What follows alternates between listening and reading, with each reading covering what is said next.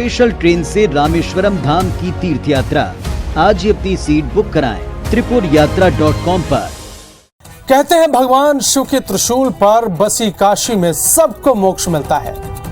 काशी सबके साथ न्याय करती है। 2 साल से इसी इंतजार में बैठे पन्ना के एक परिवार को भी इंसाफ मिलता दिख रहा है।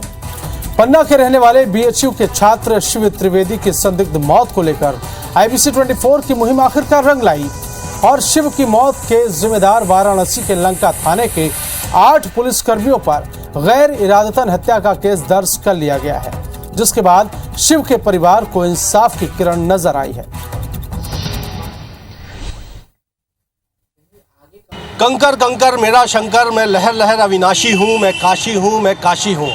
देवादिदेव महादेव बाबा विश्वनाथ की नगरी काशी में स्थित यह काशी हिंदू विश्वविद्यालय यूँ तो अपनी उत्कृष्टता के लिए पूरे विश्व में विख्यात है, लेकिन इसी बीएचयू परिसर से एक ऐसे घटनाक्रम की शुरुआत हुई जिसने पूरी व्यवस्था को कटघरे में ला दिया।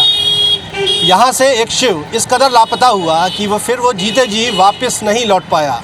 पूरे सिस्टम को झकझोर देने वाली ये कहानी है मध्य प्रदेश के पन्ना जिले के रहने वाले बीएचयू के छात्र शिव कुमार त्रिवेदी की।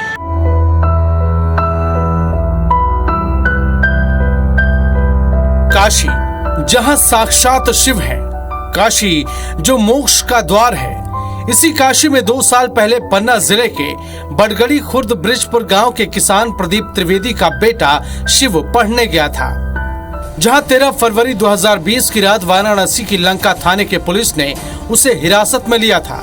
इसके बाद फिर दोबारा शिव को कभी देखा नहीं गया।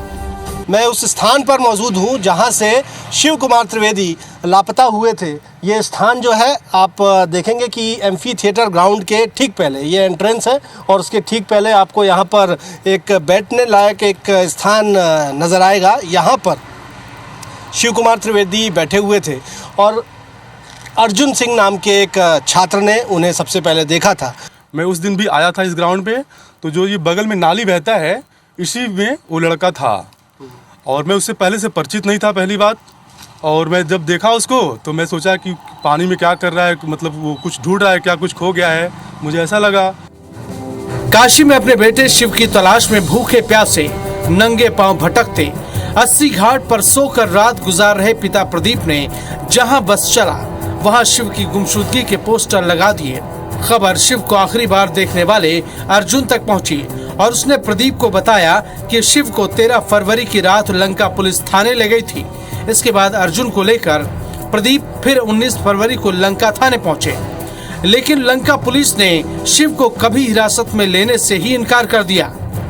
अर्जुन सिंह नाम के लड़के ने 19 फरवरी 2020 को मुझे बताया कि शिव कुमार को मैंने ही 112 नंबर की गाड़ी 613 नंबर की गाड़ी लंका थाने पुलिस पकड़ के ले गई है। तब मैं पुनः लंका थाने गया तो लंका थाने वालों ने कह दिया कि ये गाड़ी हमारे थाने की नहीं है, आप चेतगंज थाने में पता करो। बीएचयू के पूर्व छात्र और पेशे से वकील सौरभ तिवारी ने शिव की गुमशुदगी को लेकर इलाहाबाद हाई कोर्ट में याचिका दायर की थी, जिसके बाद कोर्ट ने मामले की जांच यूपी पुलिस से छीनकर CBCID को सौंप दी थी। शिव की गुमशुदगी के करीब 2 साल बाद CBCID की जांच में पता चला कि जिस शिव को खोजने के लिए उसके पिता दर दर की ठोकरें खा रहे हैं, उसे लंका थाना पुलिस ने हिरासत में लिया था और फिर 2 दिन बाद ही उसकी मौत हो गई थी। पुलिस ने 15 फरवरी 2020 को एक तालाब में मिले शव की शिनाख्त 2 साल बाद शिव के रूप में की थी। हाईकोर्ट के दखल के बाद आखिरकार वाराणसी के लंका थाने के तत्कालीन प्रभारी समेत 8 पुलिस कर्मियों पर गैर इरादतन हत्या का मामला दर्ज कर लिया गया है। वकील सौरभ तिवारी मानते हैं कि अगर हाई कोर्ट नहीं होता तो शायद लंका थाने के पुलिस कर्मियों का चेहरा बेनकाब नहीं होता। निश्चित तौर पे एक छात्र जो MP से पढ़ने बीएचयू में आया था, वो लंका थाने की पुलिस की कस्टडी में था 14 फरवरी 2020 को, और वो 15 फरवरी को वो लापता हो जाता है अचानक से। और इस मसले में माननीय उच्च न्यायालय ने होती तो शायद कुछ न्याय भी न होता।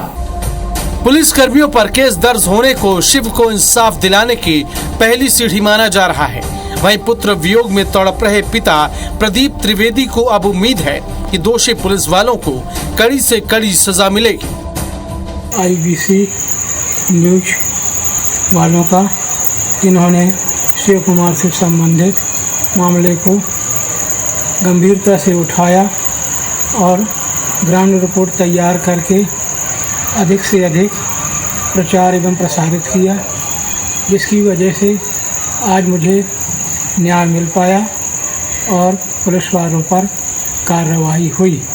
मैं आशा ही नहीं पूरी उम्मीद करता हूं कि न्यायपालिका मुझे न्याय अवश्य दिलाएगी और दोषी पुलिस वालों को टर्मिनेट करते हुए सख्त से सख्त सजा दिलाएगी।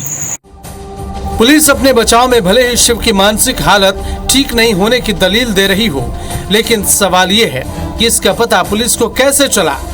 हर किसी के जहन में यही सवाल है कि उस रात शिव के साथ ऐसा क्या हुआ जिसे पुलिस बताना नहीं चाहती। सवाल ये भी है कि अगर शिव की हालत चलने लायक नहीं थी तो फिर गंगा नदी पुल पार कर तालाब तक वो कैसे पहुंचा।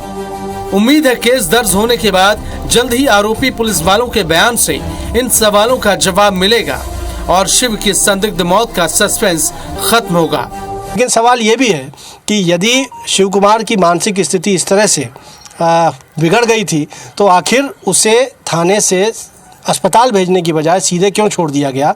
ये वो सवाल है जिसका जवाब पुलिस को भी देना होगा और ये जवाब जनता के साथ साथ शिव कुमार के परिजनों के साथ साथ BHU के तमाम छात्रों के साथ साथ हाईकोर्ट में भी पुलिस को देना होगा। कैमरामैन गणेश विश्वकर्मा के साथ विजेंद्र पांडे, IBC 24 वाराणसी।